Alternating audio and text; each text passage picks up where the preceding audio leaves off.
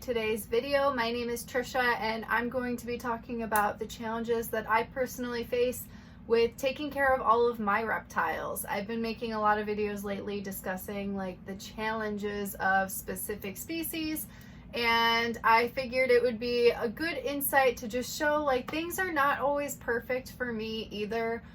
There's a lot of challenges that come with reptile keeping, and I thought it would be fun to share some of my personal challenges that I have to deal with all the time. I would love to hear the challenges that you guys face as well, so feel free to leave them in the comment section. My first challenge is ridiculous, but it stresses me out, and that is Genemba, his jumps. Even as a baby, he would just like lunge for me, and it's because he's very driven to food. He's always hungry, and so yeah, he will just be this big gaping mouth jumping towards me. And his new thing is if he's in his water bowl and I'm trying to feed him, he does random backflips out of nowhere. So like, I don't like fast movements. I don't like things jumping at me. So it is very challenging for me, and it scares the crap out of me all the time. So yeah, it's a challenge. I had to put it on my list because it's like everyone always asks me like, what reptile of yours scares you the most or what makes you nervous? It's Genemba. And people think that's ridiculous, but like, he's just a big gaping mouth and he's always lunging at me, and I just don't like that at all. Number 2 are my picky eaters. So I am speaking specifically about Meetamora and Chaos, my green tree python and my ball python. Both of them refuse to eat frozen thawed food. They have to eat live mice, and I absolutely hate it. I've been doing it now for I think probably like a year or two. Meetamora was eating frozen thawed for a bit, and then she just completely went off food, and now the only thing that she eats is live. So yeah, it's very, very sad. I have traumatic experiences with it. I will cry. I can't watch them actually eat it or kill the mouse. I make sure that like they obviously hunt it because I don't want to leave something in there that's alive that could potentially be a danger to the snake. But I hate the whole thing. I try my hardest to detach myself from it, but like I don't like seeing any living things suffer.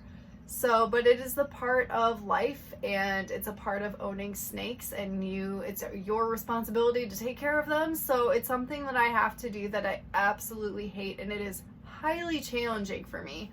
I've tried so many other things to try and get them to eat anything else, and it just doesn't work. So that's just the life that I have to deal with them. It's just the cards that I have been dealt, but it is extremely challenging. So yeah, that's on my list. Number 3 is stuck shed. So this isn't something that happens all the time. Lately, it's been my challenge with Bloom, only because his coloring is so like muted. He's like a pinkish gray kind of color, and it's really hard to tell when he is in shed. And the other thing is that he hides during the day, so I can't fully see him. And then at nighttime, I can't see his coloring well enough to know if he's in shed. So yeah, I've been having some stuck shed issues. He's had some rough sheds because if I don't see that he's in shed and then I boost the humidity for him, then he ends up getting some stuck shed.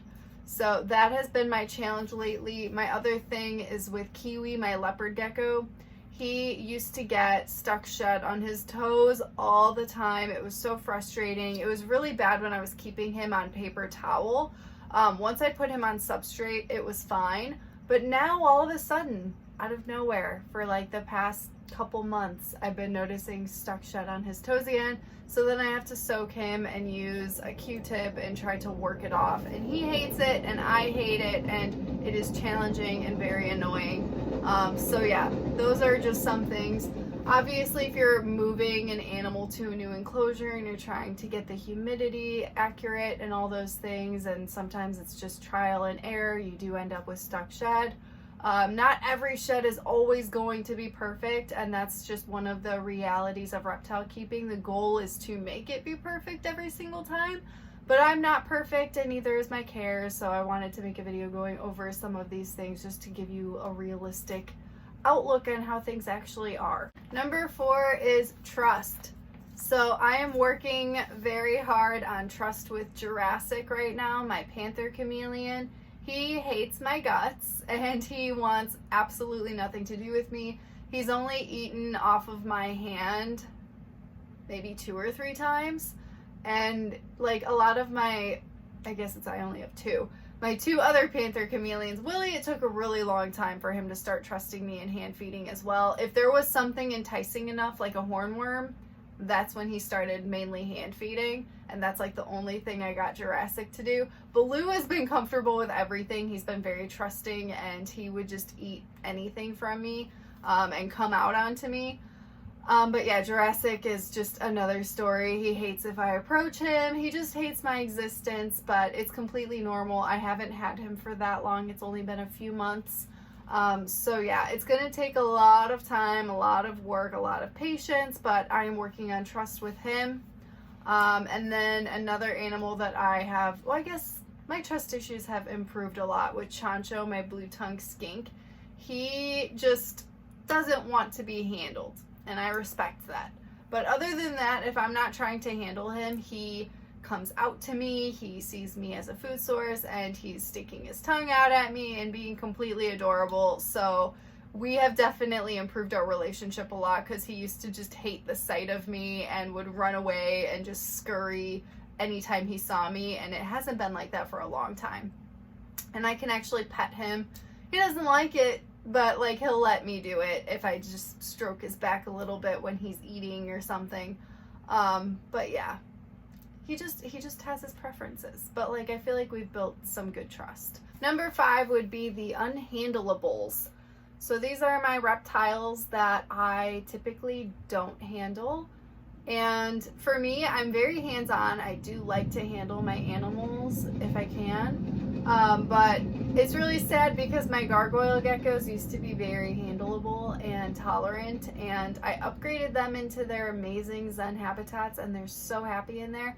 But I put these cork bark hides in there, and it's impossible. You can't like dig in there and try and get them out, and that's where they go during the day. So I typically don't see them unless it's nighttime, and they, ever since they've been in those setups, they want absolutely nothing to do with me, and they will like flee like crazy. It's like they've turned wild because they just feel like more natural in their new habitat with all these hides and everything, and they just don't want to be handled. So yeah, it's kind of sad for me, but I get extra excited when I do actually get to see them. Another typically unhandleable is Meetamora, my green tree python. I don't really care about that. It's not like something I need to be doing. I have other snakes that I can handle. Meetamora is just beautiful, and I just enjoy having her and seeing her. If I need to take her out, I can use a removable perch.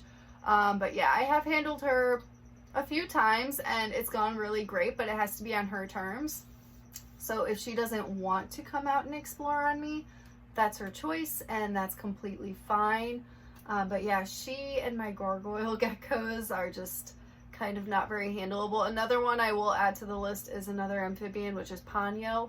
He, for salamanders and frogs, or amphibians in general, it's not good to handle them because we have like oils on our hands and things that can irritate their skin. So they're just very sensitive. So yeah, I really don't handle him much at all. The only time I do handle him is if I have to take him out of his setup. That way he's not trying to bite me the entire time while I'm like fixing his setup, cleaning, or getting him some fresh water. Number 6 is Peach's Unending Appetite. So Peaches is my red-footed tortoise, and she is like a little cow that will graze and eat all day if she could. So yeah, it's a little bit challenging because she will eat so much. I need to like learn to limit her, and I've been not feeding her every single day. We've significantly slowed down on the feeding, so she still gets her food. But yeah, tortoises in general, they want to eat 24/7, and it can be a little bit challenging to always be supplying all of that food for them. Number 7 is endless dirty water bowls. This is something that is going to be happening until the end of time while I keep these animals. The number one culprit of this is Peaches, my red-footed tortoise. I will give her fresh water and then like leave the room, come back 5 minutes later, and her water bowl is just completely full of dirt. So that's just what you get when you get a tortoise, pretty much. But yeah, I do try to change out the water bowls at least once a week, give everyone some fresh water. It's a lot of work. It takes a lot of time because I do have a lot of animals, but it's like an endless task that just seems to go on forever, but it's just part of reptile keeping. Number 8 is constant upgrading of enclosures. I feel like I've done the most upgrades in the last year. I mean, my entire room is now full of Zen habitats, and it's addicting because you end up saving space by being able to stack your enclosures, and then the access is so much easier with the front opening doors, and then everything looks so nice. So then you just want to keep upgrading every single animal until you just live in a Zen habitats paradise, which is what's going on right now. I still have 2 more enclosures that I actually have them sitting in the living room. I need to like get all the supplies and get going so I can upgrade my 2 last crested geckos. It's expensive and a lot of work, but it's also part of the fun of reptile keeping is doing upgrades. It's so worth it, and you just feel so satisfied in the end. But for me, it's like a constant thing. It's like, okay, well, I can give them more space. I want this one to have more space, and I'll be like, oh no, this is good for now. I don't need to do anything, but then I'm like, you know what? I want more space for that animal in the future. And it just like keeps going and going. It's like a never ending thing, but it's good though, because it just means your animals are getting more space and they're going to be happier in their enclosures and get all the enrichment and just thrive in captivity, which is the goal of reptile keeping. Number 9 is offering variety in every single diet. So variety is extremely important for most reptiles. They do need a lot of different things to get all the vitamins and nutrients that they need. But it can be hard. For me, I switch off with some of the same things a lot, like with my bearded dragon, my red-footed tortoise, and my blue-tongued skink.